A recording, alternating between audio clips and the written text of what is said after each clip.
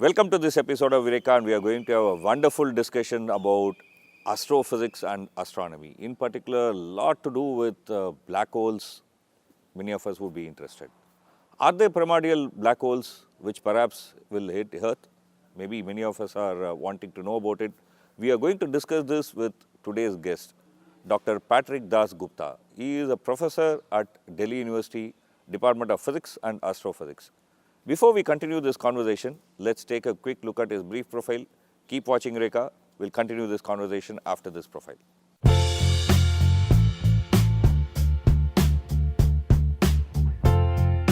Professor Patrick Das Gupta is professor at Department of Physics and Astrophysics in Delhi University. After receiving the National Science Talent Search Scholarship in 1976, Patrick Das Gupta joined BITS Pilani to do a 5-year integrated MSc Physics. In 1981, he took admission in the PhD program at IISc Bengaluru, but left for Tata Institute of Fundamental Research, Mumbai in 1982 as a research scholar in the Theoretical Astrophysics group. Soon after submitting his PhD thesis in 1988, he joined IUCAA Pune as a postdoctoral fellow. During 1989 and 90, he had short stints at the University of Wales, Cardiff as a senior research fellow to learn about gravitational wave data analysis techniques, as well as at the Observatoire de Paris Meudon to have an exposure to the topic of gravitational radiation from Halsey-Taylor binary pulsar.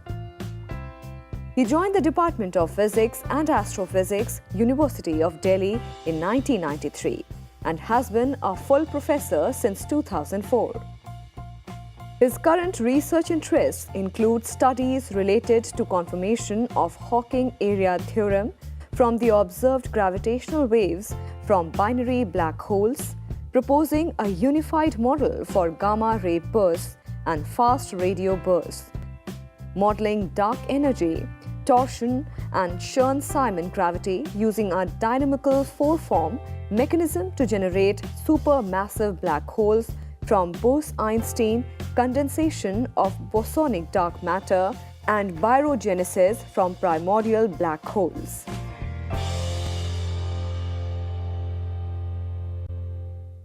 Thank you. It's been a very wonderful opportunity. I'm sure we are going to have a very wonderful discussion.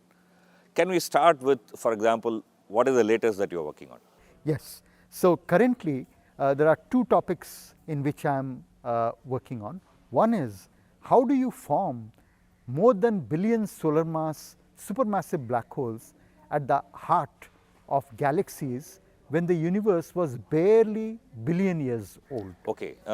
And the second part is, there are these strange flashes which last only for few milliseconds called fast radio bursts. And it's still not known what are these fast radio bursts. So these are the two topics currently I am actively working on. So it means that universe means constantly mystery. I mean, we may find something new, but new mysteries keep on coming. Is that right?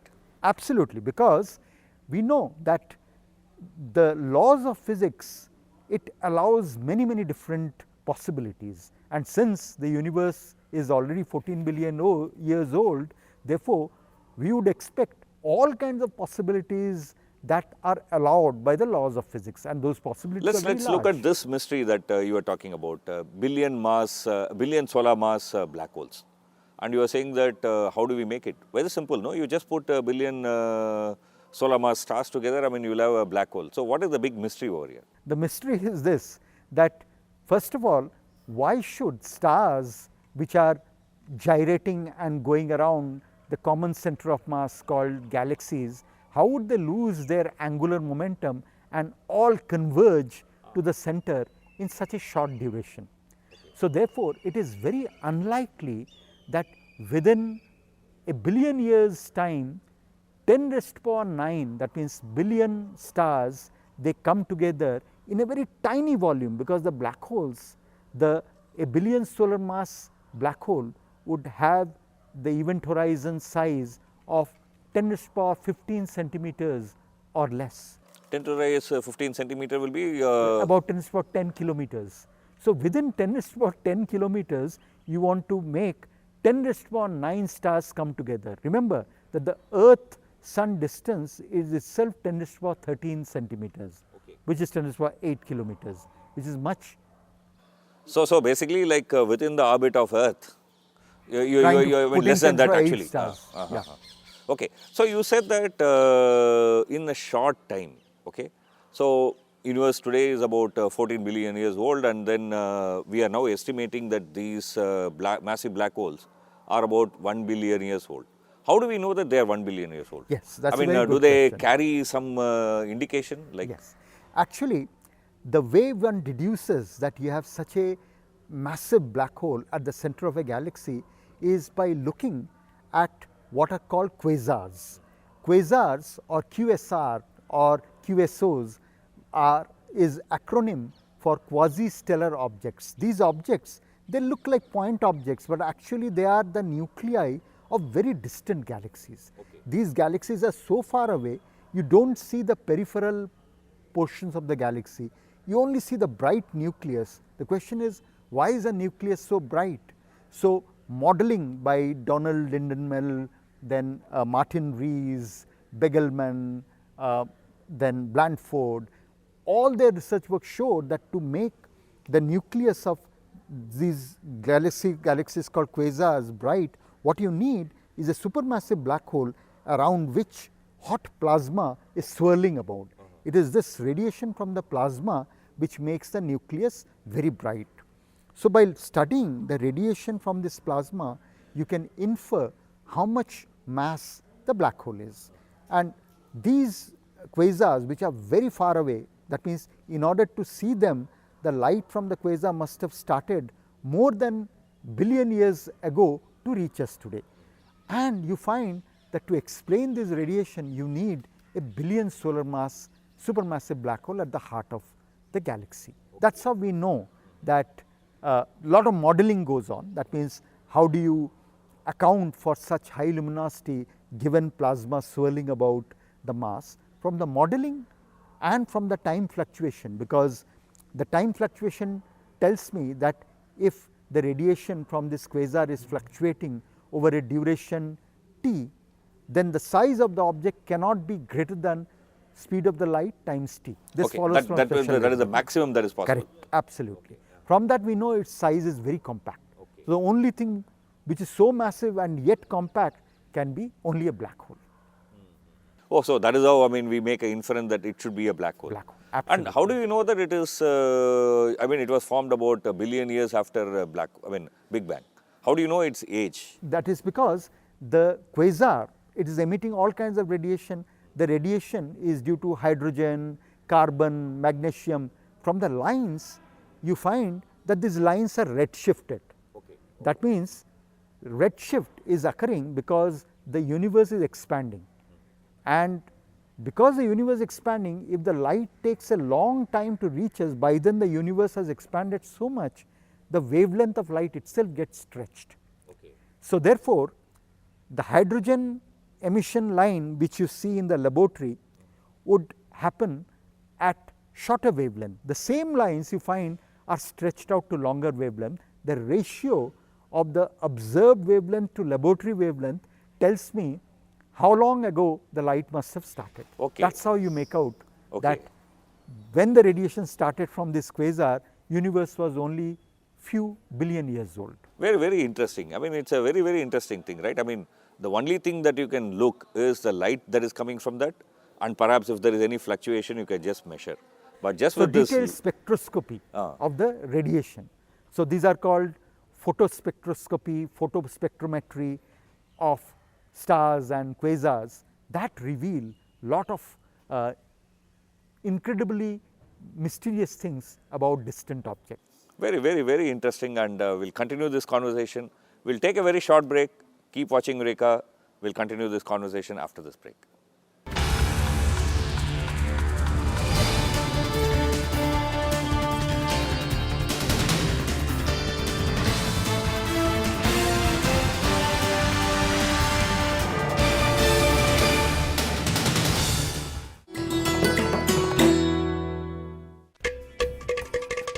Ghatam, one of the oldest and most unique percussion instruments of southern India.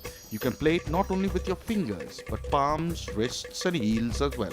You'd be surprised, but the air inside the Ghatam reverberates, creating the musical notes. 5 elements of nature, earth, water, air, fire and space make up the composition of this beautiful musical piece, which has found an apt place in most of the ancient books.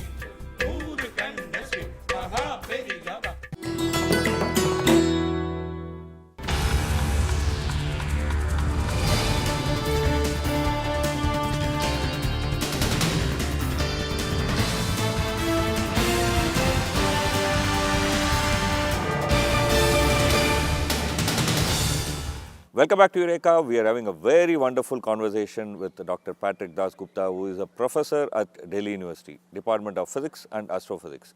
Before the break, we were talking about the mystery of billion solar mass black holes. How did they form that far ago? That's a big mystery. They are all working on it. Let's now go to the other extreme. We'll talk about the primordial black holes. You have been working on these primordial black holes, and if on the one hand you have these supermassive black holes, these primordial black holes are like dust, Few right? grams to, it could be few kilograms, it could be 10 raised to power 11 kilograms.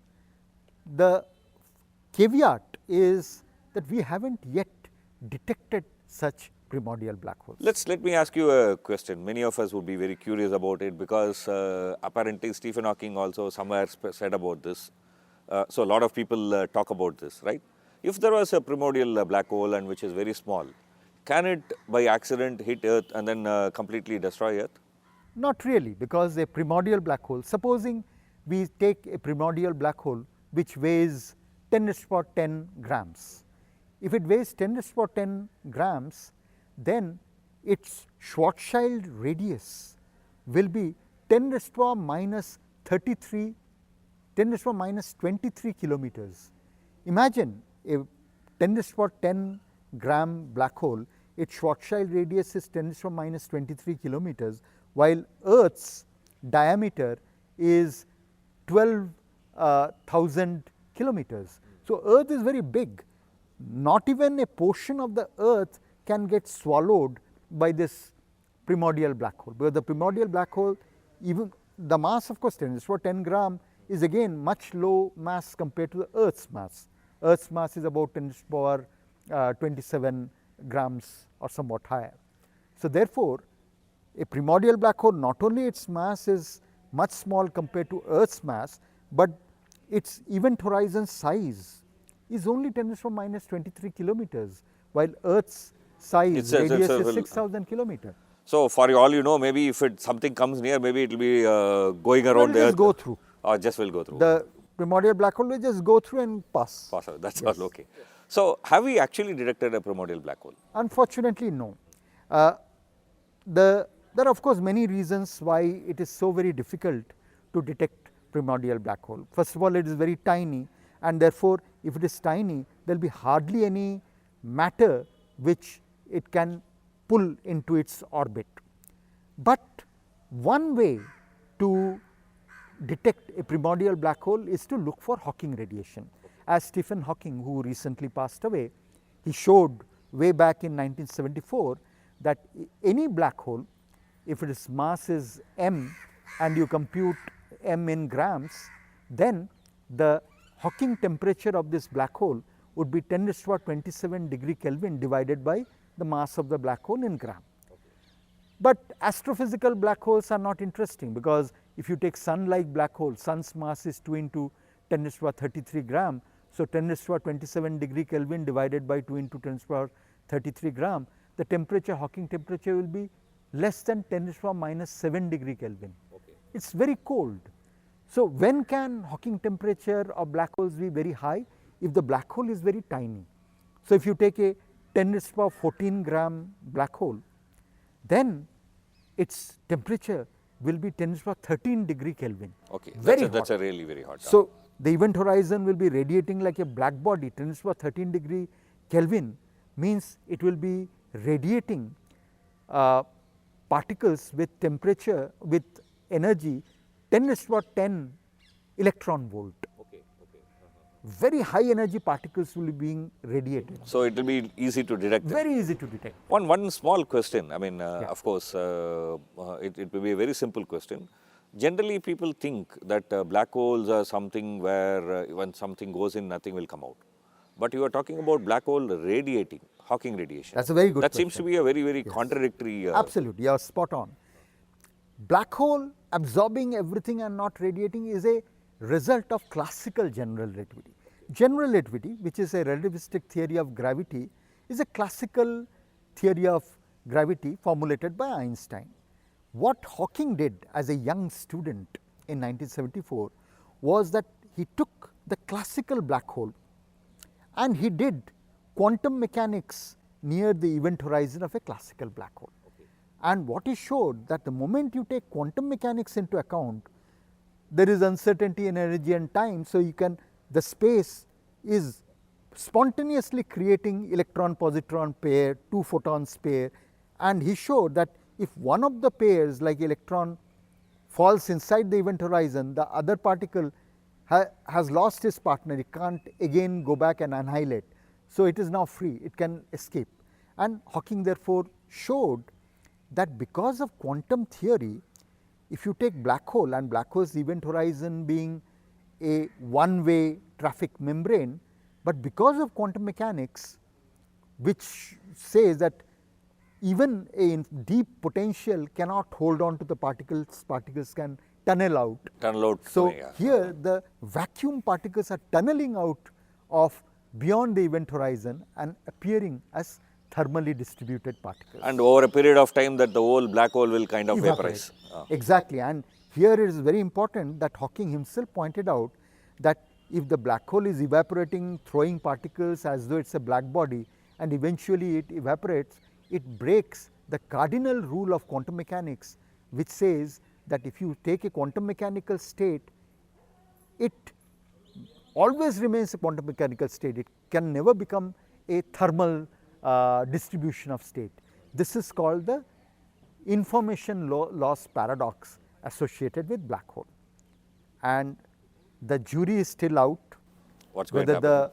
the information loss paradox is there, whether it has been solved by the string theorists, by people like Dr. Samir Mathur or Dr. Maldacena or collaborators of Polchinski like firewall model.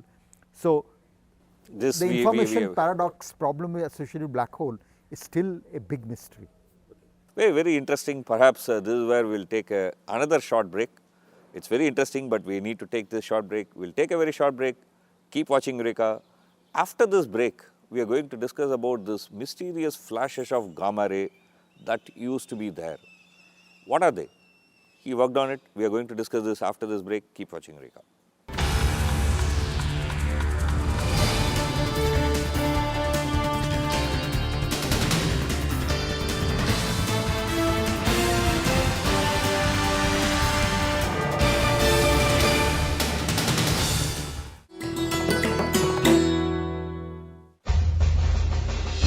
Enter the majestic forecourt of Rashtrapati Bhavan and you'll come across the Jaipur column. A gift to the Viceroy from Savai Madho Singh, the Maharaja of Jaipur, to commemorate the creation of the new capital. The 145-meter high column is crowned with 6 pointed crystal stars on a bronze lotus, and inside the stone shaft runs a steel tube which weighs a little more than 5 tons. The base of the column has text conceived by Lord Irwin and Sir Edwin Lutyens inscribed on it.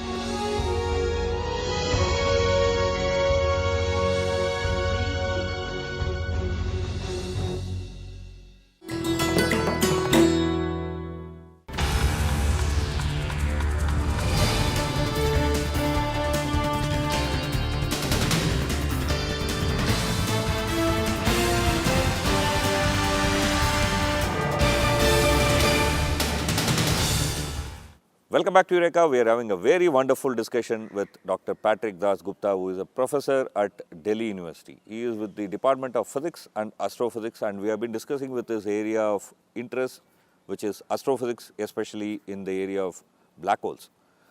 Now let's shift to a very different arena. This gamma ray burst, I was told in early period, were mistaken for secret atomic explosion. That's how this whole area emerged into, right? So can you tell us this, how did this happen? Yes, in 1970s, Americans had launched a spy satellite called Vela satellite. The whole objective of Vela satellite program was to have a scrutiny against Russia, whether Russians are sort of experimenting with nuclear explosions, whether they are preparing nuclear bomb testing, because if there is a nuclear testing, it will emit high energy X-rays and gamma rays. So these Vela satellites were doing espionage job as they went around the earth looking for gamma rays. But then these satellites, later on the people revealed that what they found was the satellite was detecting short gamma ray flashes coming from the cosmos, not from the earth, but coming from the outside cosmos. Okay, And so that was a somewhere mystery. bursting some atomic bombs in the... As though some alien, I mean, it could be mistaken as aliens doing, explosions, Yeah. nuclear explosion.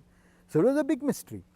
And when in 1975 finally the espionage division people revealed that they are seeing unexplained gamma ray splashes and flashes from the cosmos, astronomy community, they took notice of it.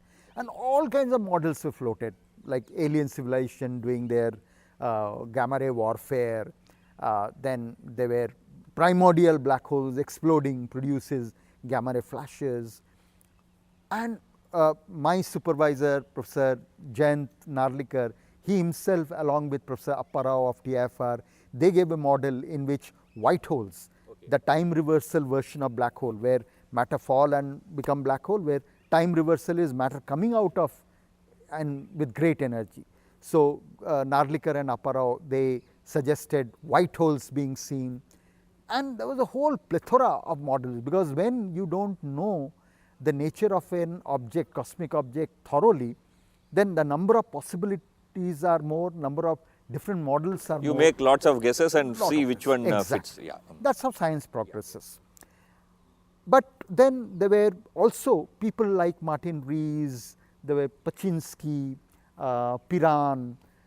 They, on the other hand, they were saying that they probably was two neutron star colliding with each other, and as they collided, it's a nucleon density object collided, the whole gravitational energy will cause a fireball, where the fireball will essentially compose of high energy gamma rays and electron, positron, plasma expanding. As it expands, after a while they become transparent to gamma rays and gamma rays escape.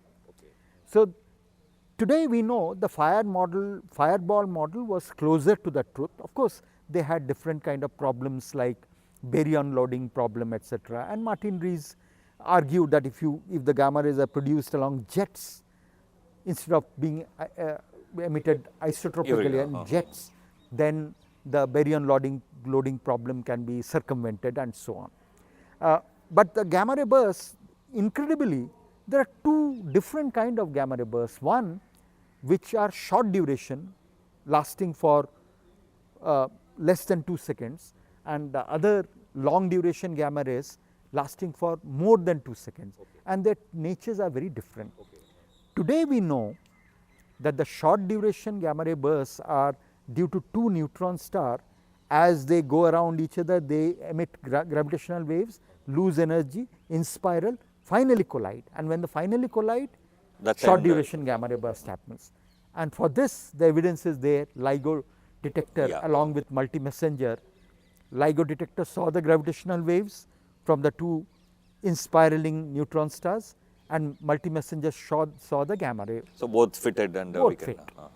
The long duration bursts, we still need to find similar corroboration, but the consensus view is that long duration gamma ray bursts, they are due to the core collapse of very massive stars, because if you have a massive stars more than 35 times heavier than sun, then the core can be as heavy as 10 times mass of the sun, and therefore the core collapses, then it can collapse to a black hole. When that black holes form, Then the surrounding area, they form a disk for a short duration, and it is the disk which shines for more than 2 seconds, 2 to 1000 seconds, giving rise to the but long this duration we are gamma still ray not burst. sure whether this is what is exactly happening. Yes, but the afterglow studies, because although in the prompt emission is gamma rays, but after few hours it shines in visible light, after 1 month it shines in radio. So all these observations tell us that Most likely. this model fits quite well. Yeah. Very interesting. The way, for example, the gamma ray bursts were mistaken for alien warfare, you were mistaken in some place, right? Yes. When you first, for example, first went out of India to Exactly. attend an international conference. That's right. That's very interesting. Let's know Yes. about it.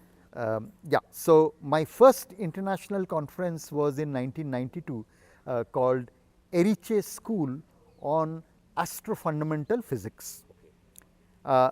So this was held in a small town called Erice in the Sicilian region, very close to Palermo, and this was my first visit to Italy. And so I had small adventure.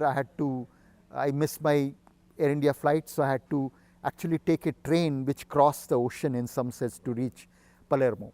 Anyway, that was not the main part of the story. The real interesting thing was, as soon as I checked into my accommodation, I was handed over an envelope, says for Dr. Gupta. So I took the envelope, I opened it, I found that it said that Honorable Dr. Gupta, you are invited to join us for dinner for the 7 days or 10 days of the school. I was very happy.